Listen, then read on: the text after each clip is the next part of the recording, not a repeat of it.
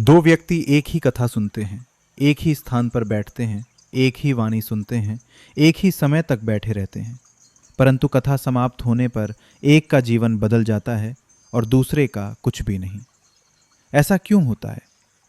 पिछले अध्याय में हमने चंचुला की कथा सुनी थी। एक स्त्री जिसका जीवन भूल से भरा था, केवल कथा सुनकर वो मुक्त हो गई। तब शौनक ऋषि ने सूत जी से पूछा, कथा सुनने की विधि क्या है? वो विधि जिससे श्रोता को पूर्ण फल मिले। सूत जी का उत्तर आज हम सुनेंगे। ये शिव महापुराण के महात्म्य खंड की वो वाणी है जो बताती है कि कथा केवल सुनी नहीं जाती, कथा धारण की जाती है। सबसे पहले सूत जी ने आयोजन की बात कही। गृहस्थ ज्योतिषी को बुलाकर आरंभ के लिए शुभ दिन निश्चित करे, जिससे कथा बीच में किसी विघ्न से रुके नहीं। फिर आसपास के स्थानों में समाचार पहुंचाया जाए, जो भी कल्याण चाहता हो वो आए। और यहाँ शास्त्र एक अत्यंत सुंदर बात कहता है। जो लोग किसी भी कारण से कथा से दूर रह गए हैं, जिन तक अब तक शास्त्र की वाणी पहुंची ही नहीं, उन्हें विशेष रूप से बुलाया जाए, क्योंकि कथा उन्हें सबसे अधिक चाहिए जिन्हें अब तक अवसर नहीं मिला। निमंत्रण भी विनम्रता से दिया जाए। यदि किसी के पास समय न हो तो उससे कहा जाए, एक दिन ही आ जाइए, एक क्षण भर के लिए ही सही, आइए अवश्य। और जो आए उसका सम्मान से स्वागत हो। स्थान कोई भी हो सकता है, शिव का मंदिर, कोई तीर्थ, कोई उद्यान अथवा घर। भूमि स्वच्छ हो, एक ऊंचा व्यास आसन बने, ऊपर चंदोवा हो, चारों दिशाओं में ध्वजाएं हों। एक आसन शिव के लिए रखा जाए, क्योंकि कथा के स्वामी वही हैं। वक्ता उत्तर की ओर मुख करके बैठे, श्रोता पूर्व की ओर। और विघ्न न आए इसके लिए सबसे पहले गणेश जी का पूजन हो। अब सूत जी वक्ता की बात करते हैं और यहाँ वे बहुत स्पष्ट हैं। वक्ता बालक हो, युवा हो, वृद्ध हो, निर्धन हो, दुर्बल हो, यदि वो पुराण का ज्ञाता है तो वो पूजनीय है। जब तक वो व्यास आसन पर बैठा है वो किसी के सामने नत नहीं होता, क्योंकि उस क्षण वो अपना परिचय नहीं, शास्त्र का पद धारण किए हुए है। और जो वक्ता कथा कहे वो कैसा हो? पुराणों में निपुण, शुद्ध, कुशल, शांत, द्वेष से रहित, सज्जन, करुणा से भरा और वाणी में समर्थ। कथा सूर्योदय से आरंभ हो और 2.5 प्रहर अर्थात 7.5 घंटे तक चले। मध्याह्न में एक मुहूर्त लगभग 48 मिनट का अवकाश हो। एक और विद्वान वक्ता के समीप बैठे जो शंकाओं का समाधान कर सके। परंतु कथा किसके सामने न कही जाए? जो केवल तर्क जीतने आए हैं, जो वाद विवाद के लिए बैठे हैं, जिनका उद्देश्य समझना नहीं, हराना है। और अब वो भाग जो वास्तव में सबसे महत्वपूर्ण है, श्रोता। श्रोता ध्यान से सुने, मन शुद्ध हो, हृदय प्रसन्न हो। सूत जी कहते हैं, यदि वक्ता अथवा श्रोता कोई भी 6 विकारों के वश में है, काम, क्रोध, लोभ, मद, मोह और मत्सर, तो उसे फल नहीं मिलता। संसार की चिंता, धन की चिंता, घर और संतान की चिंता, इन्हें उस समय के लिए एक ओर रख दीजिए।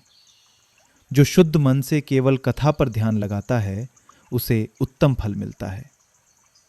अगले अध्याय में शौनक ऋषि ने फिर पूछा, जो व्रत लेकर कथा सुनते हैं उनके नियम क्या है? सूत जी ने कहा, श्रोता वक्ता से दीक्षा ले। कथा के दिनों में वो ब्रह्मचर्य का पालन करे, भूमि पर शयन करे, भोजन दिन में एक बार कथा समाप्त होने के पश्चात। जिसमें शक्ति हो वो पूरे पुराण तक उपवास करे। कोई केवल दूध ले, कोई फल, कोई हविष्यान। और यहां शास्त्र एक ऐसी बात कहता है जो आज भी उतनी ही सच्ची है। सूत जी कहते हैं, यदि उपवास से कथा सुनने में बाधा आती हो तो उपवास मत कीजिए, भोजन कीजिए। आहार सुविधा के अनुसार हो, परंतु सुनना नहीं छूटना चाहिए। देखिए शास्त्र क्या कह रहा है। नियम साधन है, लक्ष्य नहीं। लक्ष्य है सुनना। आचरण में गृहस्थ सत्य का पालन करे, पवित्रता, दया, वाणी में संयम, सरलता, विनम्रता और उदारता ये गुण धारण करे। किसी सज्जन के प्रति मन में द्वेष न रखे। और सूत जी कहते हैं, कथा किसी इच्छा के साथ भी सुनी जा सकती है और बिना किसी इच्छा के भी। जिसके मन में कामना है उसकी कामना पूर्ण होती है, और जिसके मन में कोई कामना नहीं उसे मुक्ति मिलती है। निर्धन सुने, रोगी सुने, जिसने भूलें की हैं वह सुने, जो संतान से वंचित है वह सुने, स्त्री हो अथवा पुरुष सभी सुने। सूत जी कहते हैं, कथा का एक दिन सहस्रों यज्ञों के समान है। कथा पूर्ण होने पर उद्यापन किया जाए, पुस्तक का पूजन हो, नया वस्त्र उससे ढका जाए, रेशम की डोरी से बांधा जाए, वक्ता का सम्मान हो, सहायक विद्वान का भी सम्मान हो, ब्राह्मणों को भोजन और दान दिया जाए, गीत और नृत्य के साथ उत्सव हो। यदि विधि में कोई कमी अथवा अधिकता रह गई हो तो श्रोता शिव सहस्त्र नाम का पाठ करे अथवा सुने, सब पूर्ण हो जाता है।